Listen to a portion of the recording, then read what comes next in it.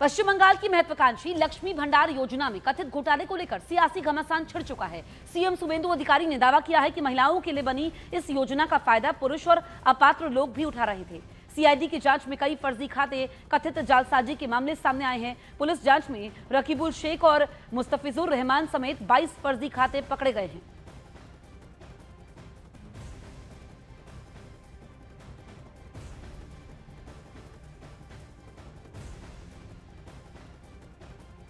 कभी घरेलू सहायिका के रूप में काम करने वाली कलिता माझी अब पश्चिम बंगाल सरकार में राज्य मंत्री बन गई हैं। ये उनकी संघर्षपूर्ण राजनीतिक यात्रा और जनसेवा के प्रति समर्पण का परिणाम है, जिसकी तारीफ पीएम मोदी भी कर चुके हैं। न्यूज 18 इंडिया के साथ बंगाल की मंत्री कलिता माझी की एक्सक्लूसिव बातचीत आप सुनिए। कैसा लग रहा है अभी? খুব ভালো লাগছে এবং এটা তো আশা করা যায় না, স্বপ্নেও দেখা যায় না যে আমাদের মতন মানুষকে আজকে এই জায়গায় আমাদের মুখ্যমন্ত্রী এবং শুভেন্দুদা যে ওনার মন্ত্রিত্বতে যে আমাকে জায়গা দেবেন এটা স্বপ্নেই ভাবতে পারিনি। খুব ভালো লাগছে। She is saying that this is dream for her. She never thought that she will be from maid, she will become minister, and she is thanking Shubhendu Adhikari, the CM, and she is thanking Bharatiya Janata Party, and she is stressing on the point that it is dream to her.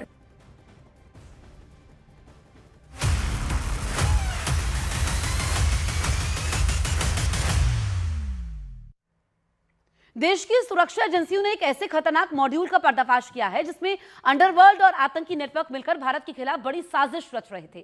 जांच में सामने आया है कि D company और पाकिस्तान की खुफिया agency ISI से जुड़े हैंडलर्स पुराने अंडरवर्ल्ड कनेक्शन को फिर से सक्रिय कर एक नए तरह का आतंकी मॉड्यूल खड़ा कर रहे थे।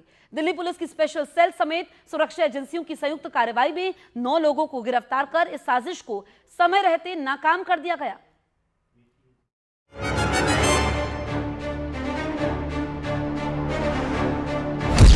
डी कंपनी और आईएसआई का नया मॉड्यूल बेनकाब। भारतीय एजेंसियों ने ध्वस्त किया आतंकी नेटवर्क का प्लान। भारतीय सुरक्षा एजेंसियों ने आतंक के ऐसे मॉड्यूल को बेनकाब किया जिसमें अंडरवर्ल्ड और आतंकी नेटवर्क मिलकर भारत को दहलाने की साजिश रच रहे थे। इस बार निशाने पर थे मुंबई समेत देश के कई बड़े शहर। डी कंपनी और पाकिस्तान की खुफिया एजेंसी आईएसआई से जुड़े इस नेटवर्क का पर्दाफाश ये सवाल भी खड़े कर रहा है कि क्या अंडरवर्ल्ड एक बार फिर भारत में अपने पैर जमाने की कोशिश कर रहा है।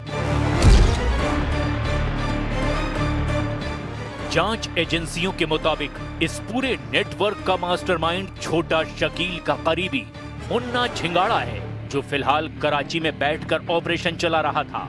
सूत्र बताते हैं कि उसने दाऊद इब्राहिम के कथित ठिकाने के पास ही अपना सेफ हाउस बना रखा था और वहीं से वीडियो कॉल के जरिए भारत में अपने गुर्गों को निर्देश दे रहा था। पूछताछ में सामने आया कि झिंगाड़ा ने बाकायदा अपने गुर्गों को अपनी हालिया तस्वीरें भेजी और एक नई अंडरवर्ल्ड जिहादी ब्रिगेड खड़ी करने की कोशिश की। पूरी दुनिया जानती है कि अंडरवर्ल्ड डॉन दाऊद इब्राहिम कराची के क्लिप्टन रोड के व्हाइट हाउस में रहता है और इसी व्हाइट हाउस के महज 4 किलोमीटर की दूरी पर अंडरवर्ल्ड के खासम खास मुन्ना झिंगाड़ा ने अपना सेफ हाउस बनाया हुआ था और इसी सेफ हाउस से वो भारत में गुर्गों को वीडियो कॉल कर रहा था। ड्रग्स, डील और दहशत, इस नेटवर्क का सबसे खतरनाक पहलू ड्रग्स और आतंक का कॉकटेल है। जांच एजेंसियों के मुताबिक जिन युवकों को इस मॉड्यूल में शामिल किया गया उन्हें पहले नशे का आदी बनाया गया।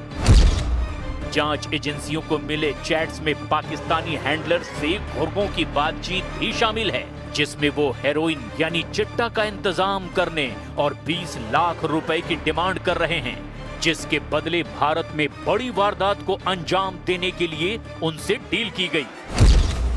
आतंक का नेपाल रूट और दुबई लिंक। जांच के दौरान सामने आई चैट्स ने इस नेटवर्क के अंतरराष्ट्रीय कनेक्शन को भी उजागर किया है।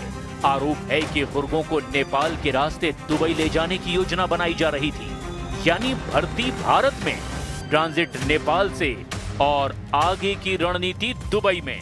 पूरा ऑपरेशन एक सुनियोजित इंटरनेशनल चेन के तहत चल रहा था। दिल्ली पुलिस स्पेशल सेल ने जिन 9 आरोपियों को गिरफ्तार किया, उन्होंने पूछताछ में खुलासा किया कि मुन्ना झिंगाड़ा ने टास्क पूरा होने के बाद सभी 9 आरोपियों को नेपाल के रास्ते दुबई बुलाने का वादा किया था। बता दें कि लंबे वक्त से कराची में मुन्ना सेटल है और वो डी कंपनी को एक बार फिर से मुंबई में खड़े करने के लिए लड़कों की भर्ती कर रहा था। पाकिस्तान से पंजाब के गुरदासपुर पहुंचाए गए हथियार।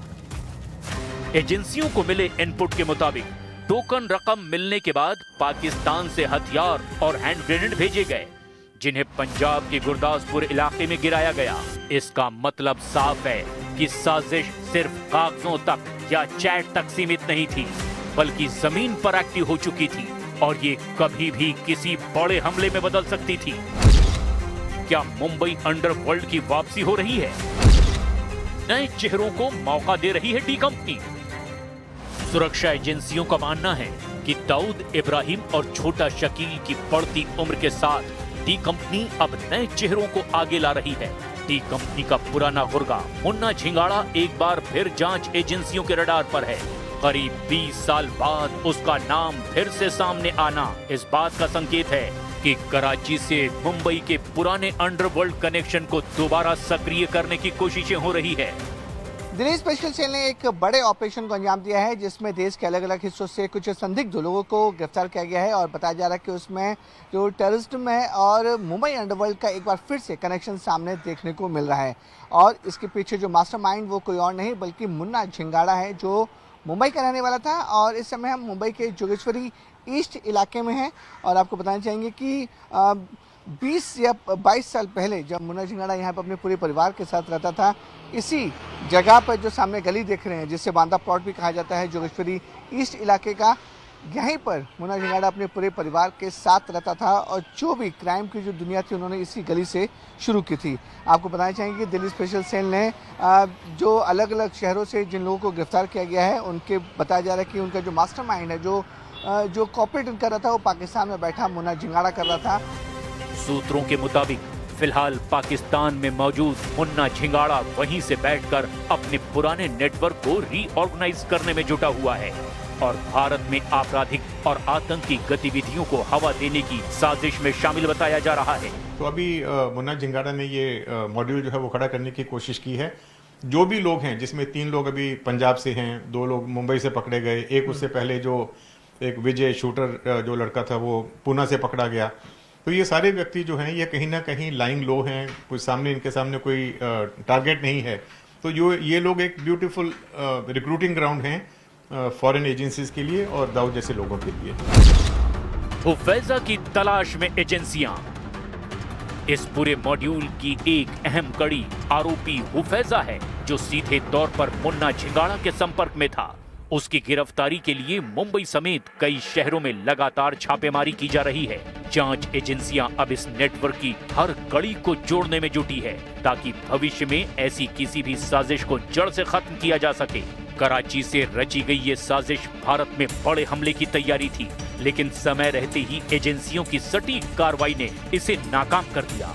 ये खुलासा साफ संकेत देता है कि सीमा पार बैठे नेटवर्क लगातार नए तरीके से साजिशें रच रहे हैं और देश की सुरक्षा एजेंसियों के सामने चुनौती अब पहले से कहीं ज्यादा जटिल और गंभीर हो चुकी है। मुंबई में विवेक गुप्ता के साथ दिल्ली से आनंद तिवारी, न्यूज़ 18 इंडिया।